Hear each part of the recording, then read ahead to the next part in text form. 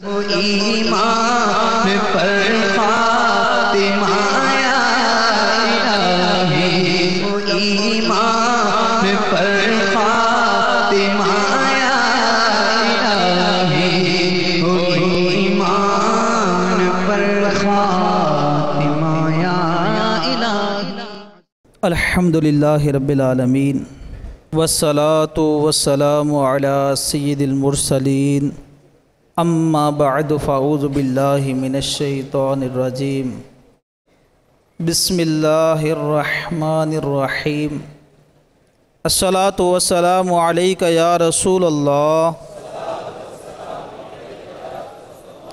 व अला आलिका व अस्हाबिका या हबीबल्लाह। अस्सलातु वस्सलामु अलैका या नबी अल्लाह व अला आलिका व अस्हाबिका या नूर अल्लाह। मेरे प्यारे आका मक्की मदनी मुस्तफ़ा सल्लल्लाहु तआला अलैहि वसल्लम का फरमाने आलीशान है, जिसने मुझ पर रोज़े जुम्आ 200 बार दरूदे पाक पढ़ा, उसके 200 साल के गुनाह मुआफ़ होंगे। सल्लू अलल हबीब सल्लल्लाहु ताला अला मुहम्मद सल्लल्लाहु अलैहि। हज़रत सैयदना अबू मुहम्मद मुर्तइश रहमतुल्लाहि ताला अलैहि फरमाते हैं, मैंने बहुत से हज किए और इनमें से अक्सर सफ़र हज किसी किस्म का ज़ादे राह लिए बगैर किए। फिर मुझ पर आश्कार यानी ज़ाहिर हुआ कि ये सब तो मेरे नफ्स का धोखा था, क्योंकि एक मर्तबा मेरी माँ ने मुझे पानी का घड़ा भर कर लाने का हुक्म दिया, तो मेरे नफ्स पर उनका हुक्म गिरा यानी बोझ गुजरा। चुनाचे मैंने समझ लिया कि सफ़रे हज में मेरे नफ्स ने मेरी मुआफ़क़त फ़कत अपनी लज्जत के लिए की और मुझे धोखे में रखा, क्योंकि अगर मेरा नफ्स फ़ना हो चुका होता तो आज एक हक़्क़े शरई पूरा करना यानी माँ की इताअत करना उसे यानी नफ्स को बेहद दुश्वार क्यों महसूस होता। इस हिकायत को नकल करने के बाद मेरे शेख तरीक़त अमीर अहले सुन्नत इरशाद फरमाते कि मीठे मीठे इस्लामी भाइयों, देखा आपने कि हमारे बुज़ुर्गान दीन राहिमहुमुल्लाहुल मुबीन कैसी मदनी सोच रखते और किस कदर आजिज़ी के खूगर होते थे। बाज़ों की आदत होती है कि वो आम लोगों से तो झुक झुक कर मिलते हैं और उनके लिए बिछ बिछ जाते हैं, मगर वालिदैन, भाई बहनों और बाल बच्चों के साथ उनका रवैया जारहाना, गैर अखलाकी और बसा औकात सख्त दिल आज़ार होता है। क्यों? इसलिए कि अवाम में उम्दा अखलाक का मुज़ाहरा मकबूलियत आमा का बायस बनता है, जबकि घर में हुस्न सलूक करने से इज़्ज़त और शोहरत मिलने की ख़ास उम्मीद नहीं होती। इसलिए ये लोग अवाम में खूब मीठे मीठे बने रहते हैं। इसी तरह जो इस्लामी भाई बाज़ मुस्तहब कामों के लिए बढ़ चढ़ कर कुर्बानियाँ पेश करते हैं, मगर फ़राइज़ व वाजिबात की अदायगी में कोताहियाँ बरतते हैं, मसलन माँ बाप की इताअत, बाल बच्चों को शरीयत के मुताबिक तरबियत और ख़ुद अपने लिए फ़र्ज़ उलूम के हसूल में गफलत से काम लेते हैं, उनके लिए भी इस हिकायत में इबरत के निहायत अहम मदनी फूल हैं। हकीकत यह है कि जिन नेक कामों में शोहरत मिलती और वाह वाह होती है, वो दुश्वार होने के बावजूद बाआसानी सर अंजाम पा जाते हैं। क्यों कि हुब्बे जा यानी शोहरत व इज़्ज़त चाहत के सबब मिलने वाली लज्जत बड़ी से बड़ी मुशक्क़त आसान कर देती है। याद रखिए, हुब्बे जा में हलाकत ही हलाकत है। इबरत के लिए दो फरामीन मुस्तफ़ा सल्लल्लाहु अलैहि वसल्लम मुलाज़ा हूँ। नंबर एक, अल्लाह अज़्ज़ा वजल की ताअत यानी इबादत को बंदों की तरफ से की जाने वाली तारीफ़ की मोहब्बत से मिलाने से बचते रहो, कहीं तुम्हारे आमाल बर्बाद ना हो जाएं। नंबर दो, दो भूखे भेड़िए बकरियों के रेवड़ में इतनी तबाही नहीं मचाते जितनी तबाही हुब्बे माल और हुब्बे जा यानी मालो दौलत और इज़्ज़त और शोहरत की मोहब्बत मुसलमान के दीन में मचाती है। फिर आप हुब्बे जा के ताल्लुक़ से इहयाउल उलूम की जिल्द 3 सफ़हा 616 ता 617 को सामने रख कर कुछ मदनी फूल अता फरमाए हैं। आप फरमाते हैं, हुब्बे जा और रिया नफ्स को हलाक करने वाले आखिरी अमूर और बातनी मकरो फरेब से है। इसमें उलमा, इबादत गुजार और आखिरत की मंजिल तय करने वाले लोग मुब्तला किए जाते हैं। इस तरह के ये हजरात बसा औकात खूब कोशिशें करके इबादत बजा लाने, नफसानी ख्वाहिशात पर काबू पाने बल्कि शुबहात से भी ख़ुद को बचाने में कामयाब हो जाते हैं। अपने आज़ा को ज़ाहिरी गुनाहों से भी बचा लेते हैं, मगर आवाम के सामने अपने नेक कामों, दीनी कारनामों, नेकी की दावत आम करने के लिए की जाने वाली काविशों, जैसा कि मैंने ये किया, मैंने वो किया, वहाँ बयान था, यहाँ बयान है, बयानात करने या नात पढ़ने के लिए इतनी इतनी तारीखें बुक हैं, मदनी मशवरे में रात इतने बज गए और आराम ना मिलने की थकन है, इसलिए आवाज़ बैठी हुई है, मदनी काफ़िले में सफ़र है, इतने इतने मदनी काफ़िलों में या मदनी कामों के लिए फ़लाँ फ़लाँ शहरों मुल्कों का सफ़र कर चुका हूँ वगैरह वगैरह के इजहार के ज़रिए अपने नफ्स की राहत के तलबगार होते हैं। अपना इल्म व अमल ज़ाहिर करके मखलूक के यहाँ मकबूलियत और उनकी तरफ से होने वाली अपनी ताज़ीम व तौकीर और वाह और इज़्ज़त की लज्जत हासिल करते हैं। जब मकबूलियत और शोहरत मिलने लगती है तो उनका नफ्स चाहता है कि इल्म व अमल लोगों पर ज़्यादा से ज़्यादा ज़ाहिर होना चाहिए ताकि और भी इज़्ज़त बढ़े। लिहाजा वो अपनी नेकियों, इल्मी सलाहियतों के ताल्लुक़ से मखलूक की इत्तला के मज़ीद रास्ते तलाश करता है और खालिक अज़्ज़ा वजल के जानने पर कि मेरा रब मेरे आमाल से बाखबर है और मुझे अजर देने वाला है कनाअत नहीं करता, बल्कि इस बात पर खुश होता है कि लोग उसकी वाहवा और तारीफ़ करें, और खालिक अज़्ज़ा वजल की तरफ से हासिल होने वाली तारीफ़ पर कनाअत नहीं करता। नफ्स ये बाखूबी जानता है कि लोगों को जब इस बात का इल्म होगा कि फ़लाँ बंदा नफसानी ख्वाहिशात का तारिक है, शुबहात से बचता है, राय खुदा में खूब पैसे खर्च करता है, इबादात में सख्त मुशक्क़त बर्दाश्त करता है, खौफ खुदा और इश्क़ मुस्तफ़ा में खूब आहोज़ारी करता और आंसू बहाता है, मदनी कामों की खूब धूमें मचाता है, लोगों की इस्लाह के लिए बहुत दिल जलाता है, खूब मदनी काफ़िलों में सफ़र करता कराता है, ज़बान, आँख और पेट का कुफले मदीना लगाता है, रोज़ाना फैज़ान सुन्नत के इतने इतने दर्स देता है, मदरसातुल मदीना बालिगान सदाए मदीना इलाकाई दौरा बराए नेकी की दावत का बड़ा ही पाबंद है, तो उन लोगों की ज़बानों पर उस बंदे की खूब तारीफ़ जारी होगी, वो उसे इज़्ज़त और एहतराम की निगाह से देखेंगे, उसकी मुलाकात और ज़ियारत को अपने लिए बायसे सआदत और सरमाया आखिरत समझेंगे। हुसूल बरकत के लिए मकान या दुकान पर 2 कदम रखने,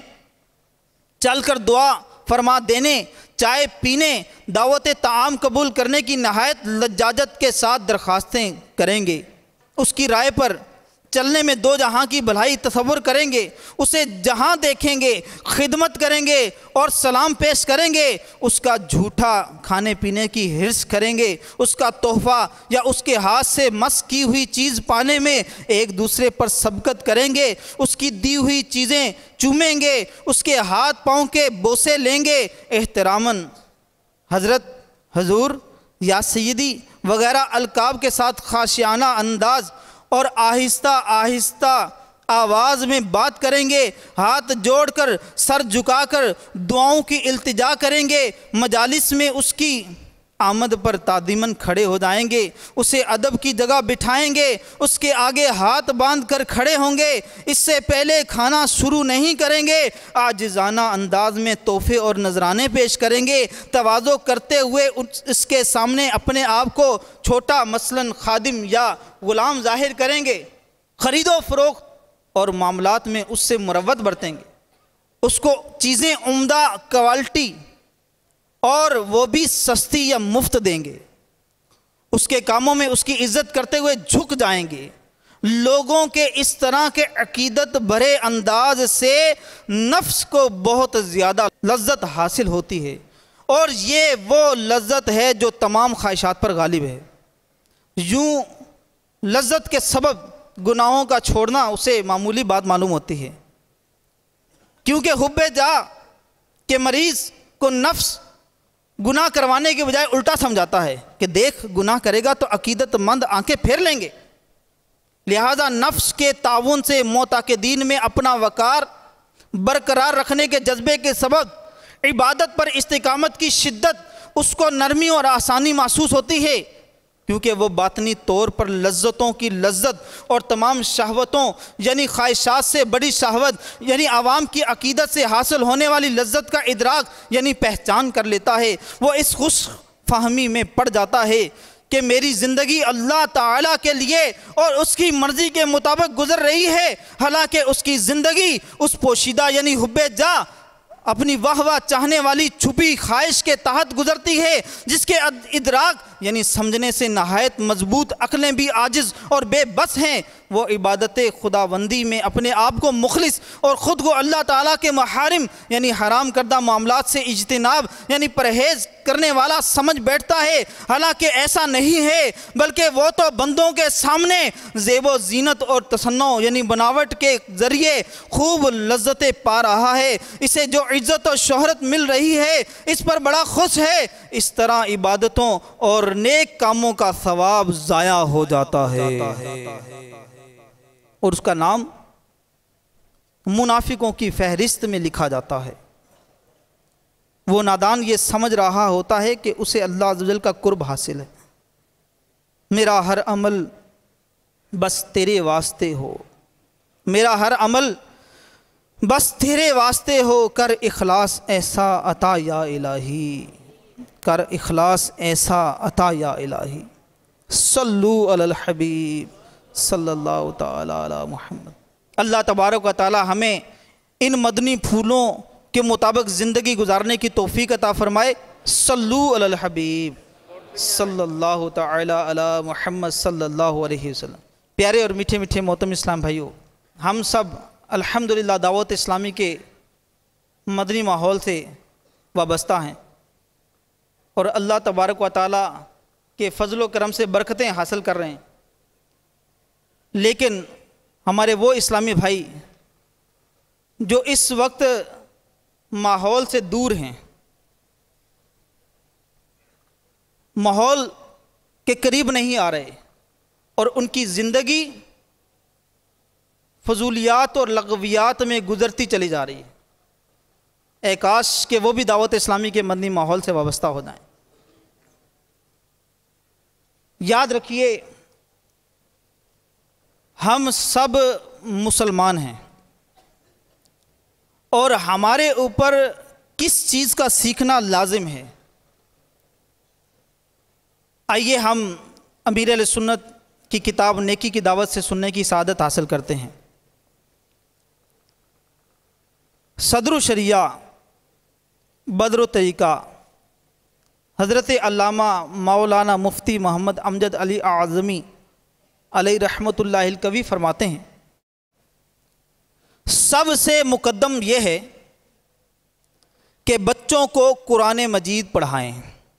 हम ज़रा अपने ऊपर भी गौर करते चले जाएं, और अगर अल्लाह ताला ने हमें औलाद से नवाजा है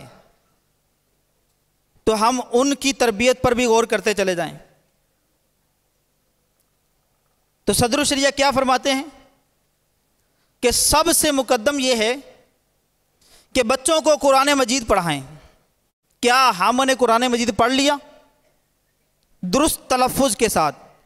अगर पढ़ लिया तो अल्हम्दुलिल्लाह, अल्लाह ताला का शुक्र है। नहीं पढ़ा तो फ़ौरन मदरसातुल मदीना बालिगा में शिरकत करके अपना कुरान दुरुस्त कर लीजिए। और क्या हमारे बच्चों ने कुरान पढ़ लिया? अगर पढ़ लिया तो अल्लाह ताला का शुक्र अदा करें, और अगर अभी तक नहीं पढ़ा तो उनको सबसे पहले कुरान पाक की तालीम दिलवाएं, उन्हें मदरसातुल मदीना में दाखिल करवा दें। इंशाअल्लाह दुरुस्त तलफ़ुज़ के साथ, सही मखारज के साथ कुरान पाक पढ़ना सीखेंगे। तो सबसे मुकद्दम यह है कि बच्चों को क्या पढ़ाएं?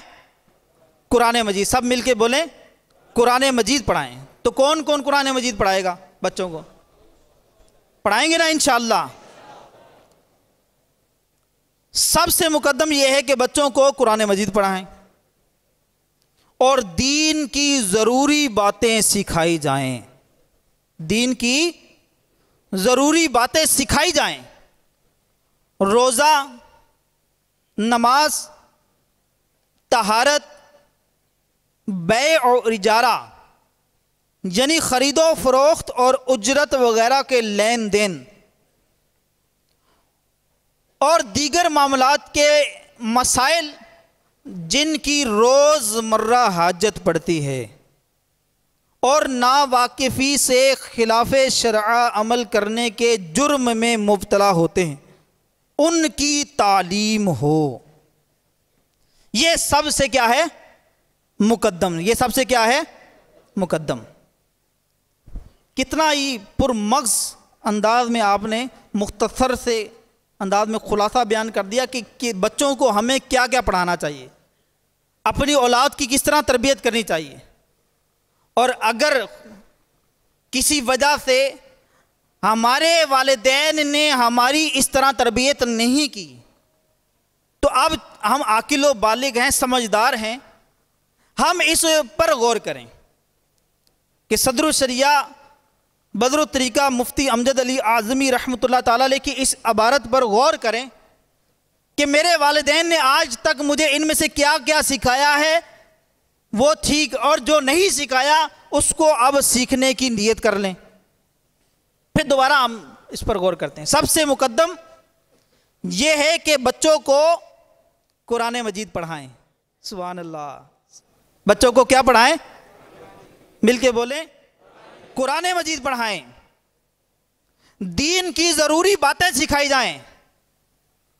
रोज़ा, नमाज, तहारत, बै और इजारा यानी ख़रीदो फ़रोख्त और उजरत वगैरह के लेन देन और दीगर मामलात के मसाइल जिनकी रोज़मर्रा हाजत पड़ती है और नावाकिफ़ी से खिलाफ शरआ अमल करने के जुर्म में मुब्तला होते हैं, उनकी तालीम हो।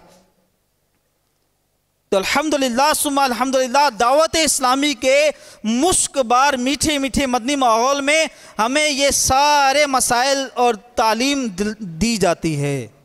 अल्हम्दुलिल्लाह कुरान भी सिखाया जाता है, नमाज भी सिखाई जाती है, रोज़ा भी सिखाया जाता है, तहारत के मसाइल, ख़रीदो फ़रोख्त के, तजारत के अहकाम सिखाए जाते हैं। तो ये सबसे मुकद्दम। फिर आगे इरशाद फरमाया, अगर देखें कि बच्चे को इल्म की तरफ रुझान है, बच्चे का इल्म की तरफ रुझान है और वो समझदार है, तो इल्म दीन की खिदमत से बढ़कर क्या काम है। तो आप उसको, अगर बच्चा समझदार है, इल्म की तरफ उसका रुझान है, तो उसको आलिम दीन बनाइए। तो जितने आपके समझदार औलाद है उसकी आप नियत कर लें कि इंशाअल्लाह अगर उनका रुझान इल्म की तरफ है, अगर नहीं भी है तो इंशाअल्लाह हम वालिदैन जो हैं वो इनफरादी कोशिश करके उनका इल्म की तरफ रुझान कर दें। आप समझदार हो, अक्लमंद हो, तो हमारा हम अपने बच्चों पर इनफरादी कोशिश करें, इनफरादी कोशिश करके उनका ज़हन बनाएं कि बेटा आप आलिम बन जाओ, इल्म दीन हासिल कर लो, इल्म दीन के फ़ज़ाइल, इल्म दीन की बरकतें उनको बताएं, ताकि उनका ज़हन बन जाए कि हमें आलिम बनना है। और अगर इस्तिताअत ना हो तो तस्हीह व तालीम अकायद और ज़रूरी मसाइल की तालीम के बाद जिस जायज़ काम में लगाएं इख्तियार है। तो यहां पर क्या फरमाया, अगर इस्तिताअत ना हो तो तस्हीह व तालीम अकायद, ये अकीदे का इल्म और जो ज़रूरी मसाइल उसके ऊपर सीखने थे वो सिखा कर, अब आप आलिम दीन नहीं बनाना चाहते, आपके पास ताकत नहीं है, घर का खर्च चलाने के लिए आपके पास कुछ नहीं है, तो अब आपने उसकी तरबियत कर दी है इस्लामी माहौल के मुताबिक, अब आप उसको किसी काम पर लगा दें, जो काम भी क्या हो, जायज़।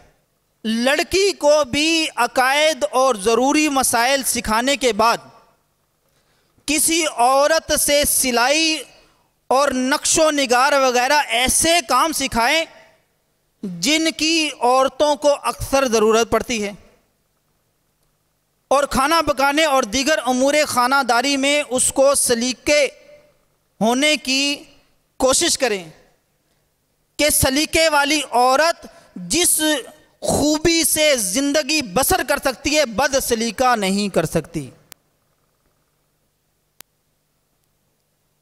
दावत इस्लामी के इशाती इदारे मकतबतुल मदीना की मतबूआ 1197 सफ़हात पर मुश्तमिल किताब बहार शरीयत जिल्द 3 सफ़हा 68 पर है। इमाम अबू मंसूर मातुरीदी रहमतुल्लाह ताला अलैह फरमाते हैं, मोमिन पर अपनी औलाद को, मोमिन पर अपनी औलाद को जूद यानी सखावत और एहसान की तालीम वैसी ही वाजिब है जिस तरह तौहीद और ईमान की तालीम वाजिब है। क्यों? क्योंकि जूदो एहसान यानी सखावत से दुनिया की मोहब्बत दूर होती है और मोहब्बत दुनिया ही हर गुनाह की जड़ है। तो जिस तरह दीन का इल्म सिखाएंगे, जिस तरह उनको नमाज रोज़े का इल्म सिखाएंगे, जिस तरह उनको कुरान सिखाएंगे, इसी तरह उनको सखावत का इल्म भी, सखावत भी सिखाएं, उनको एहसान करना भी सिखाएं, ताकि दुनिया की मोहब्बत इनके दिल से निकल जाए। सल्लु अलल हबीब सल्लल्लाहु तआला अला मुहम्मद सल्लल्लाहु अलैहि वसल्लम। तो प्यारे और मीठे मीठे मोहतरम इस्लाम भाइयों, वालिदैन को अपनी औलाद की तरबियत करनी है। अगर सही मानों में अपनी औलाद की तरबियत ना कर पाए तो उसका नुकसान क्या होगा, आइए वो सुनते हैं। मेरे शेख तरीक़त अमीर अहले सुन्नत इरशाद फरमाते हैं कि मीठे मीठे इस्लामी भाइयों, औलाद की ऐसी तरबियत करनी चाहिए कि वो बचपन ही से अच्छाइयों से प्यार करें और बुराइयों से बेजार रहें। अगर ऐसा ना किया गया तो हो सकता है कि बच्चा बिगड़ जाए और बड़ा होकर कुछ का कुछ कर डाले। जैसा कि एक ख़तरनाक डाकू को गिरफ्तार कर लिया गया, मुकदमा चला, उस पर डकैतियों और कत्ल और गारत गरियों की मुख्तलिफ वारदातें साबित हो गई, जिनके सबब उसे फांसी की सज़ा सुनाई गई। जब फांसी का वक्त करीब आया तो उससे उसकी आखिरी आरजू पूछी गई। उसने अपनी माँ से मुलाकात की ख्वाहिश जाहिर की। चुनाचे उसकी माँ को बुला लिया गया। जो ही उसने अपनी माँ को देखा, एकदम उस पर हमला कर दिया और नोचा नोची मारा मारी शुरू कर दी। ड्यूटी पर मौजूद अमले ने जूं तूं जख्मी माँ को बेरहम बेटे के चुंगल से छुड़ाया। जब उस डाकू से इस सफाकाना हरकत का सबब पूछा गया तो बोला, मुझे फांसी के फंदे तक इसी माँ ने पहुंचाया है। दरअसल किस्सा यूं है कि मैंने बचपन के लाशऊरी के दौर में स्कूल के अंदर एक तालिब इल्म की पेंसिल चुरा ली और घर लाकर अपनी इस माँ को दिखाई। अब चाहिए तो ये था कि वो इस गलत काम से नफरत दिलाती, मगर ये सिर्फ मुस्कुराकर चुप हो रही। उस वक्त मुझ में अकल ही कितनी थी। मैं समझा कि मैंने कोई बहुत ही अच्छा कारनामा अंजाम दिया है, लिहाजा मेरा हौसला बढ़ा। मैं मजीद पेंसिलें और कापियां चुराने लगा। जब बड़ा हुआ तो चोरी की आदत काफ़ी पक्की हो चुकी थी, दिल खूब खुल गया था और मैंने डकैतियां शुरू कर दी। इसी लूट मार के दौरान मुझसे बाज कत्ल की वारदातें भी सरजद हो गईं और मैं बहुत ख़तरनाक डाकू बन गया। आखिर पुलिस के हाथों गिरफ्तार होकर आज अपनी इस नालायक माँ की गलत तरबियत की बदौलत चंद ही लम्हों के बाद अपने गले में फांसी का फंदा पहनने वाला हूं। तो मीठे मीठे इस्लामी भाइयों, देखा आपने कि बचपन की गलत तरबियत कैसा रंग लाई। हो सकता है कोई सोचे कि हम अपने बच्चे को चोर चुकार थोड़े बना रहे हैं। ठीक है, सब माँ बाप मारूफ चोरी यानी बाकायदा दूसरों का माल चुराने की तालीम नहीं देते, लेकिन सिर्फ चोरी ही को तो बुराई नहीं कहते, और भी तो बहुत सारी बुराइयां हैं जो कई माँ बाप आजकल अपनी औलाद को सिखाते हैं। मसलन झूठ बोलकर, धोखा देकर, कम नाप तोल कर माल बेचना, क्या सूदी लेन देन, नाकिस माल को उम्दा जाहिर करके बेचने का गुर सिखाना, बेटे को दाढ़ी बढ़ाने और बेटी को शरई पर्दा करने से रोकना क्या गुनाह नहीं है? क्या इस तरह करने वाले माशरे के मुहज्जब चोर और सफ़ेद पोश डाकू नहीं कहलाए जा सकते? ये दुनिया में मुअज़्ज़ज़ नजर आने वाले क्या आखिरत के मामले में भी इज्जत मिलने की उम्मीदें बांधे हुए हैं? खुदा की कसम, उस डाकू को होने वाली फांसी की दुनियावी तकलीफ और उसकी माँ को पहुँचने वाली लम्हा भर की ईज़ा के मुकाबले में औलाद को गुनाहों की तरबियत देने वालों को मिलने वाला अजाब का करोड़वा हिस्सा, करोड़ गुना से भी शदीद और अशद और सख्तर होगा। अल अमान वल हफीज। हमारे ही माशरे का एक और अजीब व गरीब दिल खराश वाक़या आप सुनिए। और हैरत से सर दुनिया के वालिदैन की तरफ से सुन्नतों भरी तरबियत ना मिलने की सूरत में औलाद कैसे कैसे अनोखे कारनामे अंजाम देती है। चुनाचे शहर हैदराबाद पाकिस्तान के एक इस्लामी भाई के बयान का लुब्बे लुबाब है कि 2001 सने ईस्वी में हमारे यहाँ एक बहुत बड़े सेठ का इंतकाल हो गया। लोग उसके आलीशान बंगले में जमा थे। मरहूम का 19 साला बेटा जो कि एक मॉडर्न स्कूल में पढ़ता था, कहीं जाने के लिए एकदम उजलत यानी जल्दी में उठा। किसी ने उजलत यानी जल्दी का सबब दरियाफ्त किया तो कहने लगा, मेरे वालिद साहिब मेरे से बहुत मोहब्बत करते थे। मैंने सोचा कि आखिरी वक्त में अपने हाथों से उनकी कुछ खिदमत कर लूँ, चुनाचे इनकी मैयत को जलाने के लिए खुद लकड़ियाँ लेकर आऊँगा। ये सुनकर लोगों की हैरत की इंतहा न रही कि इसका बाप तो मुसलमान था, फिर इसको जलाने के लिए लकड़ियाँ क्यों लेने जा रहा है। गौर किया तो अंदाजा हुआ कि इस नादान ने गैर मुस्लिमों की फिल्मों में लाशें जलाने के मनाजिर देख लिए होंगे, तो इसके जहन में ये बात बैठ गई होगी कि जो भी मर जाए उसको जलाना होता है। इस फिल्में देखने के शौकीन को ये पता ही ना होगा कि मुसलमानों को जलाया नहीं बल्कि दफनाया जाता है। बहरहाल इस मरहूम वालिद की तदफीन कर दी गई। जब फिल्मों के इस खौफनाक मनफी असर साइड इफ़ेक्ट का ये वाक़या उस इलाके के लोगों को मालूम हुआ तो उन्हें बड़ी इबरत हुई।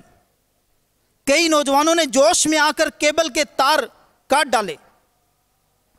कुछ अरसे तक यही सूरत हाल रही, मगर रफ्ता रफ्ता नफ्सो शैतान गालिब आए और केबल फिर से जोड़ लिए गए। सरवरे दी लीजिए अपने नातवानों की खबर, नफ्स और शैतान सैयदा कब तक दबाते जाएंगे। मेरे आका आला हजरत रहमतुल्लाह ताला अलैह इस शेर के माना यूं बयान करते हैं कि या रसूल अल्लाह, या रसूल अल्लाह सल्लल्लाहु ताला अलैहि वसल्लम, हम कमजोर गुलामों की गुनाहों से हिफाजत फरमाइए। ए आका, हम गुनाहों के मर्ज से आखिर कब शिफा पाएंगे? आखिर ये नफ्स और शैतान हमें कब तक गुनाहों में फंसाए रहेंगे?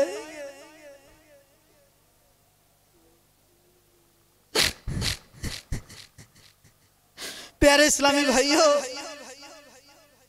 हमें मरना है, कब्र में जाना है। मेरे शेख तरीक़त फरमाते हैं, अगरचे आज आप जिंदा हैं मगर कल यकीनन मरना पड़ेगा। अगर आपने अपने बेटे को सिर्फ और सिर्फ दुनिया ही पढ़ाई, दौलत कमानी ही सिखाई, खूब मौसीकी सुनाई, एक से एक फिल्म दिखाई, दीनी तालीम ना दिलाई, ना उन्हें सिखाई, मस्जिद की राह ना दिखलाई, उसके दिल में मोहब्बत रसूल की शम्मा ना जलाई, मक्की मदनी आका सल्लल्लाहु अलैहि वसल्लम की मोहब्बत की निशानी प्यारी प्यारी मुबारक दाढ़ी उसके चेहरे मुबारक पर ना सजवाई, बल्कि ठीक ठाक फैशन करवाया, तो याद रखिए ना वो आपका जनाजा पढ़ सकेगा, ना ही आपके लिए साले सवाब करना आएगा। मरने के बाद साले सवाब की आपको बहुत ज्यादा हाजत होगी। मेरे आका सल्लल्लाहु अलैहि वसल्लम का फरमान है, मुर्दे का हाल कब्र में डूबते हुए इंसान की मानद है कि वो शिद्दत से इंतजार करता है कि बाप या माँ या भाई या किसी दोस्त की दुआ उसको पहुंचे, और जब किसी की दुआ उसे पहुंचती है तो उसके नज़दीक दुनिया और जो कुछ दुनिया में उससे बेहतर होता है। अल्लाह अज़्ज़ा वजल कब्र वालों को उनके जिंदा मुतअल्लिकीन की तरफ से हदिया किया हुआ सवाब पहाड़ों की मानद अता फरमाता है। और जिंदों का हदिया क्या है? दुआए मग़फ़िरत करना। या अल्लाह अज़्ज़ा वजल हमारे वालिदैन को बेहिसाब बख्श दे। ए अल्लाह अज़्ज़ा वजल हमारे वालिदैन की और सारी उम्मत की बख्शिश फरमा। आमीन बिजाहि नबिल आमीन सल्लल्लाहु अलैहि वसल्लम। मेरे शेख तरीक़त अमीर सुन्नत एक और वाक़या नकल फरमाते हैं। आप इरशाद फरमाते हैं कि एक नौजवान का बयान है कि मैं दावत इस्लामी के मदनी माहौल से नया नया वाबस्ता हुआ था। एक बार रात के इब्तदाई हिस्से में अपने कमरे के अंदर हाथ उठाए बसद निदामत रो रो कर अपने गुनाहों से तौबा कर रहा था। रोने की आवाज़ सुनकर वालिद साहब घबरा कर मेरे कमरे में आ गए। दावत इस्लामी के मदनी माहौल से नावाकफियत और दूरी के बायस मेरी गिरिया उजारी उनकी समझ में नहीं आई। उन्होंने मेरा बाजू थाम कर मुझे खड़ा कर दिया और पकड़कर अपने कमरे में बिठाकर टीवी ऑन करके कहा कि बिल्कुल मौलवी मत बन जाओ, ये भी देख लिया करो। मैं अगरचे दावत इस्लामी के मदनी माहौल की बरकत से दीगर गुनाहों के साथ साथ फिल्मों, ड्रामों, गाने बाजों से भी ताइब हो चुका था, मगर वालिद साहब ने मुझे टीवी देखने पर मजबूर कर दिया। उस वक्त टीवी पर कोई ड्रामा चल रहा था। बेहया लड़कियों की फहश अदाओं ने मेरे जज्बात में हिजान पैदा करना शुरू किया। अभी थोड़ी ही देर पहले मैं खौफ खुदा अज़्ज़ा वजल के बायस गिरियां गुनाह था, यानी रो धो रहा था, और अब नफसानी ख्वाहिशात ने मुझ पर एकदम गलबा किया। मौका देकर शैतान ने अपना दाव चला दिया और वहीं बैठे बैठे मुझ पर गुस्ल फर्ज हो गया। इस वाक़े के बाद एक बार फिर मैं गुनाहों की दलदल में उतर गया। जालिम माशरे की बेजा रस्म और रवाज मेरे निकाब के मुकाबिल बहुत बड़ी दीवार बने हुए हैं। मैं शहवत की तस्कीन के लिए अपने हाथों से अपनी जवानी पामाल करने लग गया और गंदी हरकतों के बायस अब नौबत यहाँ तक पहुंची है कि शादी के काबिल ना रहा। मुजरिम कौन? मैं खुद या मेरे वालिद साहब। मीठे मीठे इस्लामी भाइयों, कैसा नाजुक दौर आ गया है।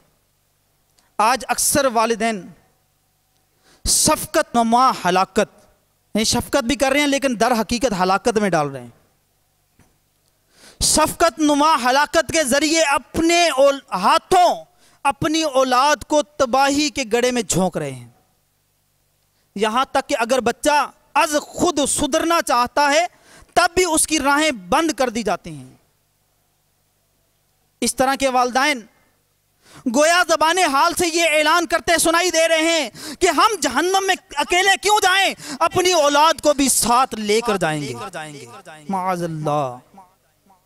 एक दौर वो था कि खौफे खुदा अज़्ज़ा वजल रखने वाली माँ की रहमत भरी गोद में पलने और इसके मुस्तफ़ा रखने वाले बाप की शफकत के साए में परवान चढ़ने वाले मदनी मुन्ने मुआशरे में ऐसे नकूश छोड़ते थे कि उनकी दिलरुबा अदाएं आज भी हमारा दिल मोह लेती हैं। एक 4 साला हकीकी मदनी मुन्ना सैयदजादा सरे बाजार ज़ारो कतार रो रहा था। किसी साहिब ने आले रसूल की खिदमत के जज्बे से सरशार होकर अर्ज़ की, शहजादे क्या बात है, अगर किसी चीज़ की ज़रूरत हो तो हुक्म फरमा दीजिए, अभी हाजिर करता हूँ। ये सुनकर मदनी मुन्ने के रोने की आवाज़ और बुलंद हो गई और कहा, चचा जान, अल्लाह के गज़ब और अज़ाबे जहन्नम के खौफ से दिल बैठा जा रहा है। उन साहिब ने शफकत से अर्ज की, शहजादे आप तो बहुत ही कम सिन हैं, अभी से इतना खौफ, इत्मीनान रखिए, बच्चों को अजाब नहीं दिया जाएगा। यह सुनकर मदनी मुन्ने का खौफ मजीद नुमाया हो गया। रोते हुए बोला, चचा जान, मैंने देखा है कि बड़ी बड़ी लकड़ियां सुलगाने के लिए उनके इर्द गिर्द छपटियां यानी लकड़ी की छीलन और छोटी छोटी खपचियाँ, छोटी छोटी लकड़ियाँ चुन दी जाती हैं और छपटियाँ जल्दी आग पकड़ लेती हैं। उनकी बदौलत फिर बड़ी लकड़ियाँ भी जल उठती हैं। मैं डरता हूँ कि अबू जहल और अबू लहब जैसे बड़े बड़े काफिरों को जहन्नुम में जलाने के लिए छपटियों की जगह कहीं मुझे ना आग में डाल दिया जाए। कैसा खौफ खुदा था।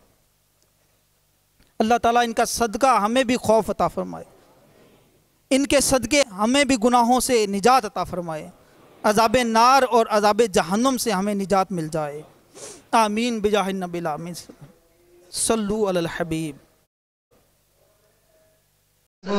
ईमान पर खातिमा या इलाही, ईमान पर